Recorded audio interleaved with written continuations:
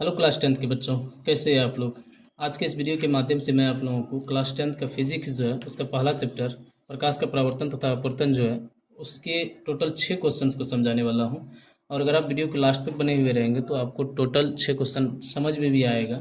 और अगर समझ में आए तो वीडियो को लाइक ज़रूर कर दीजिएगा। और आप लोग अगर पूरा कंप्लीट सिलेबस की तैयारी क्लास टेंथ का करना चाहते हैं हमारे चैनल के माध्यम से, तो आपको करना कुछ नहीं है, सिर्फ और सिर्फ सब्सक्राइब कर लेना है, ताकि इस चैनल का जो भी वीडियो डाले जाएंगे इस चैनल पे तो वो आपके पास सबसे पहले पहुँचे। तो इस वीडियो पे हम लोग जानने वाले हैं प्रकाश और उसके स्रोत क्या है, प्रदीप्त और अप्रदीप्त वस्तुएं क्या है, प्रकाश का प्रकीर्णन क्या है, प्रकाश की किरण क्या है, प्रकाश किरण पुंज क्या है, ये कितने प्रकार के होते हैं, और इस पे जानेंगे पारदर्शी, पारभासी और अपारदर्शी पदार्थ क्या है। तो आज की वीडियो शुरू करने से आज का मोटिवेशन देख लेते हैं कि क्या है। कह रहा है कि अगर जीवन में सफलता प्राप्त करनी है तो मेहनत पर विश्वास करें, किस्मत की आजमाइश तो जुए में होती है। बस आप अपने मेहनत पर भरोसा करके आप ईमानदारी पूर्वक बिना खुद से बेईमानी किए मेहनत करते जाइए। मैं आपको दावे के साथ कह सकता हूँ कि आपका परिणाम भी जो है आपकी इच्छा अनुसार ज़रूर आएगा। चलिए शुरू करते हैं। तो सबसे पहला क्वेश्चन जो हम लोगों का है कि प्रकाश और उसके स्रोत क्या है। तो सबसे पहले प्रकाश के बारे में जान लेते हैं कि वस्तुओं को देखने के लिए आँख के अतिरिक्त प्रकाश का भी होना आवश्यक है। और अंधकार में हम कुछ भी नहीं देख पाते हैं, तो प्रकाश वह कारक है जिसकी सहायता से हम वस्तुओं को क्या करते हैं, देखते हैं। वास्तव में प्रकाश जब वस्तुओं से टकराकर हमारी आँख तक पहुँचता है तभी हम वस्तुओं को क्या करते हैं, देख पाते हैं।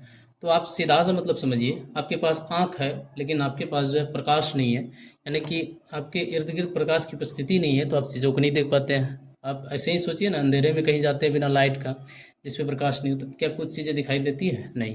और दूसरी बात आपको ये भी समझना है कि अगर आपके पास प्रकाश है, मतलब आपके इर्द गिर्द प्रकाश है, लेकिन आपके पास आँख ही नहीं है, आप अंधे हैं, तो क्या चीज़ें आपको दिखाई देंगी? तो भी नहीं दिखाई देंगे। तो कहने का मतलब ये हो गया मेरा कि आपको चीज़ों को देखने के लिए दोनों का होना ज़रूरी है, आँख का भी होना ज़रूरी है और प्रकाश का भी होना ज़रूरी है। तो अगर आपको एग्जाम में पूछे कि प्रकाश क्या है, तो इसका आंसर आपको यहाँ से देना है कि प्रकाश वह कारक है जिसकी सहायता से हम वस्तुओं को देख पाते हैं। ठीक है, समझ में आया। चलिए इससे आगे क्वेश्चन देखते हैं। इससे आगे कुछ आगे का कह रहा है कि जिस वस्तु से प्रकाश निकलता है उसे क्या कहते हैं, प्रकाश स्रोत कहते हैं। कुछ प्रकाश स्रोत जो है प्राकृतिक होते हैं और कुछ मानव निर्मित, जैसे कि सूर्य, तारे आदि प्रकाश के प्राकृतिक स्रोत हैं। इनमें सूर्य हम पृथ्वीवासियों के लिए जो प्रकाश का सबसे बड़ा स्रोत है। और बिजली का जलता बल्ब या ट्यूब, मोमबत्ती, लैंप, लालटेन, दिया आदि जो है प्रकाश के मानव निर्मित स्रोत हैं। तो अगर आपसे एग्जाम में पूछे कि प्रकाश स्रोत क्या है, तो आप इसका आंसर यहाँ से दे सकते हैं कि जिस वस्तु से प्रकाश निकलता है उसे प्रकाश स्रोत कहते हैं। तो अब आपको तो ये समझ में आ ही गया होगा कि प्रकाश स्रोत किसको कहना है। सीधा सा बात, जो प्रकाश उत्सर्जित करता है, जिससे प्रकाश निकलता है, उसे क्या कहेंगे, प्रकाश स्रोत कहेंगे। जैसे सूर्य, सूर्य हमारे दुनिया का जो सबसे बड़ा प्राकृतिक स्रोत है प्रकाश का, सूर्य। उसके बाद बहुत सारे स्रोत इंसानों ने बनाया है, जैसे कि बल्ब, ट्यूब, मोमबत्ती, लैंप, लालटेन, ये सारे मानव निर्मित स्रोत के अंतर्गत आ जाएंगे। तो आपसे ये अगर पूछा जाएगा कि प्रकाश स्रोत कितने प्रकार के होते हैं, तो 2 प्रकार के होते हैं, एक प्राकृतिक प्रकाश स्रोत होते हैं और एक मानव निर्मित प्रकाश स्रोत होते हैं। ठीक है, आ गई बात समझ में।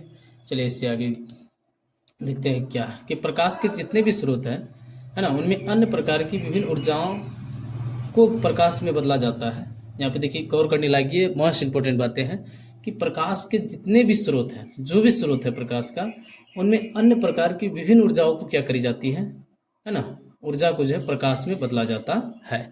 जैसे अब देखिए यहाँ पे कि लालटेन, लैंप आदि में जो है तेल में संचित रासायनिक ऊर्जा को प्रकाश में बदला जाता है। यानी कि लालटेन या लैंप आप जलाइए तो जब तक तेल की उपस्थिति नहीं रहेगा, यानी कि तेल के रूप में जो है संचित रासायनिक ऊर्जा नहीं रहेगा, तो उसको प्रकाश में बदला ही नहीं जा सकता है।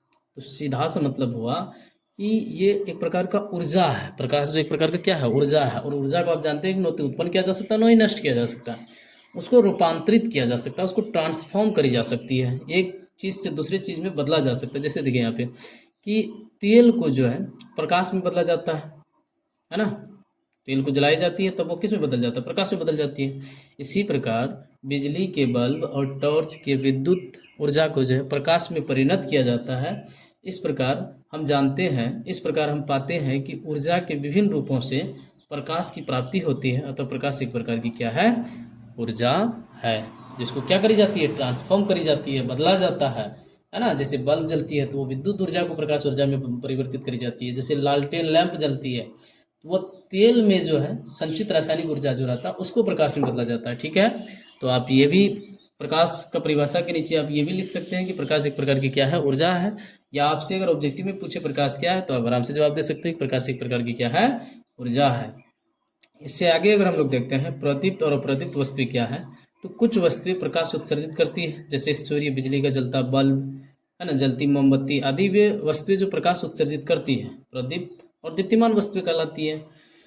तो प्रदीप्त को और एक नाम से पुकारा जाता है दीप्तिमान, ये भी ध्यान पे रखिएगा। तो दीप्तिमान वस्तु किसको कहेंगे, यानी कि जो प्रकाश उत्सर्जित करती है उसे दीप्तिमान वस्तु कहते हैं, जैसे सूर्य, बिजली का जलता बल्ब, जलती मोमबत्ती आदि, ये सब दीप्तिमान वस्तुएं के अंतर्गत आ जाएंगे। अब कुछ वस्तुएं प्रकाश उत्सर्जित नहीं करती, जैसे टेबल, कुर्सी, पुस्तक, पौधे आदि वे वस्तुएं जो स्वयं कोई प्रकाश उत्सर्जित नहीं करता है उसे अप्रदीप्त वस्तुएं कहते हैं। ठीक है, चलिए समझ में आ रही है ना। आप खुद अपने इर्द गिर्द देख के बताइए कि कितनी सारी चीज़ें आपका अप्रदीप्त है और कितनी सारी चीज़ें जो है प्रदीप्त है। ठीक है, चलिए इससे आगे क्वेश्चन देखते हैं। इससे आगे कह रहा है कि जब किसी प्रदीप्त वस्तु से निकला प्रकाश किसी अप्रदीप्त वस्तु से टकराकर हमारी आंखों तक पहुंचता है तब हम उस अप्रदीप्त वस्तु को देख पाते हैं। उदाहरण के लिए चंद्रमा का अपना प्रकाश नहीं होता है, वो अप्रदीप्त है। तो जब सूर्य से प्रकाश चंद्रमा पर पड़ता है और उस प्रकाश का कुछ भाग परावर्तित होकर हम तक पहुंचता है तभी हम चंद्रमा को देख पाते हैं। अतः चांदनी यानी कि चंद्रमा से आते प्रकाश वास्तव में सूर्य का परावर्तित प्रकाश ही है। तो अब आपको ये भी समझ में आ गया होगा कि किस प्रकार हम अप्रदीप्त वस्तुओं को जो है देख पाते हैं।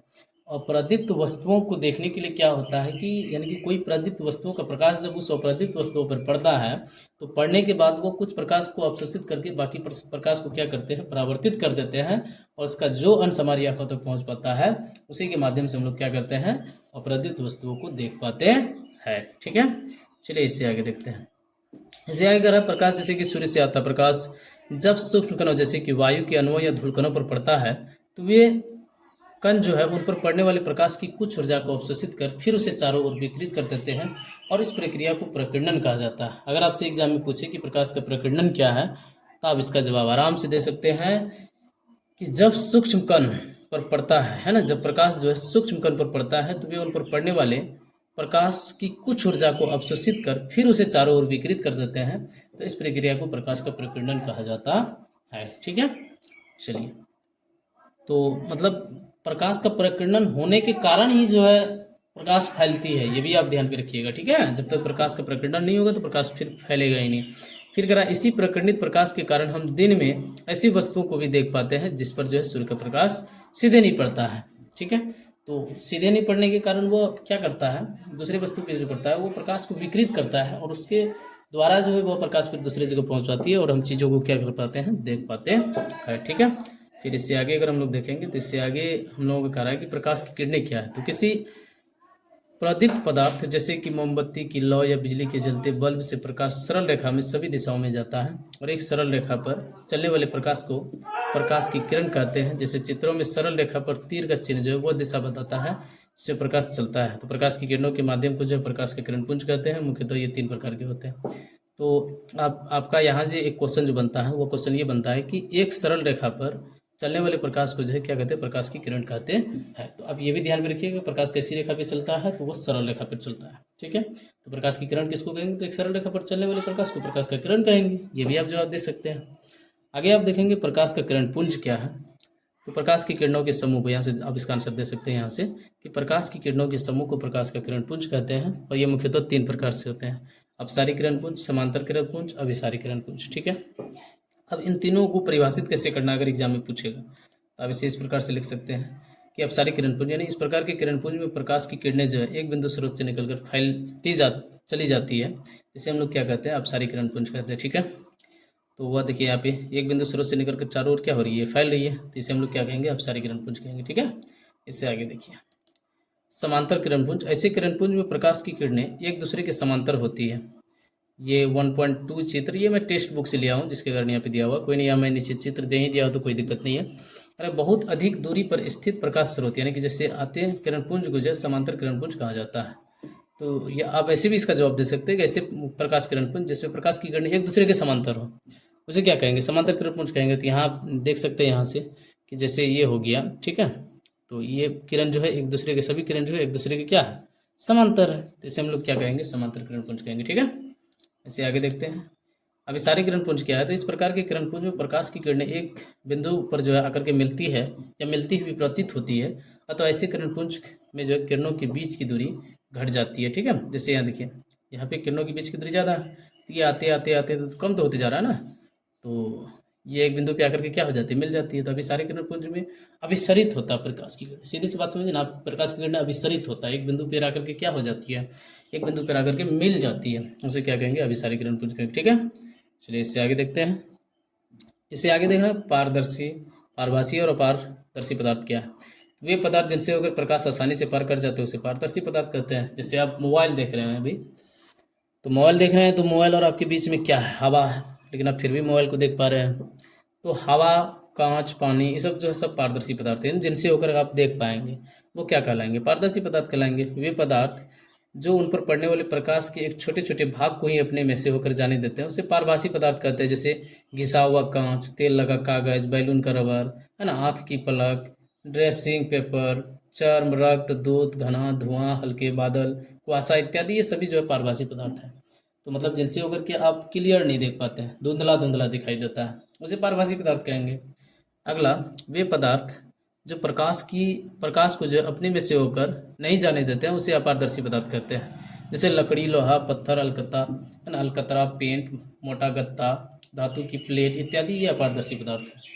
तो अपारदर्शी पदार्थ का मतलब समझ में आ गया ना, जिनसे होकर आप नहीं देख पाएंगे। जैसे आपकी दीवार के उस साइड क्या है, तो नहीं देख पा रहे हैं, या आप बुक को ही अपने आँख के सामने लेते आइए, तो आप बुक के आर पार नहीं देख पाएंगे, तो वो अपारदर्शी पदार्थ कहलाएंगे। उम्मीद है इस वीडियो पे आपको बताया गया हर एक क्वेश्चन आपको समझ में आया होगा, और आपके एग्जाम में अगर ऐसे क्वेश्चन आते हैं तो आप इसको आसानी से जो है इसका आंसर दे पाएंगे। और मैं फिर से बता दूं कि आप लोग अगर हमारे चैनल के माध्यम से पूरा कंप्लीट सिलेबस की तैयारी करना चाहते हैं, तो बस छोटा सा काम आप लोगों को ये करना है कि वीडियो को जो है लाइक करना है और हमारे चैनल को जो सब्सक्राइब जरूर कर लेना है। और अगर आप लोग इस तरह से चैप्टर वाइज करके इसका नोट्स प्राप्त करना चाह रहे हैं, तो स्क्रीन पर दिखे हुए नंबर पर आप क्या कर सकते हैं, स्क्रीन पर दिखे हुए नंबर पर, या मैं इस पर स्कैनर लगा दूंगा, स्कैनर पे आप पे करके जो है क्या करेंगे, उसका स्क्रीनशॉट हमारे व्हाट्सअप यानी कि दिए गए नंबर पे हमारे व्हाट्सअप कर सकते हैं, और आपको जो है चैप्टर वाइज करके नोट्स प्रोवाइड करवाते जाएंगे, और इसका 1 शॉट नोट्स भी आपको मिल जाएगी। तो इसके लिए ज़्यादा नहीं, सिर्फ और सिर्फ 251 रुपये पे करनी है। चलिए, इससे आगे का भी मैं वीडियो बहुत जल्दी लेकर के आऊँगा। इससे आगे मैं आप लोगों को बताने वाला हूँ, जैसे कि प्रकाश का परावर्तन क्या होता है ना, प्रकाश के परावर्तन के नियम क्या होते हैं, ये सब सारे क्वेश्चन इससे आगे की वीडियो पे मैं समझाऊंगा। ठीक है, बस आज के लिए इतना ही, मिलते हैं बहुत जल्द अगले वीडियो में, तब तक के लिए धन्यवाद।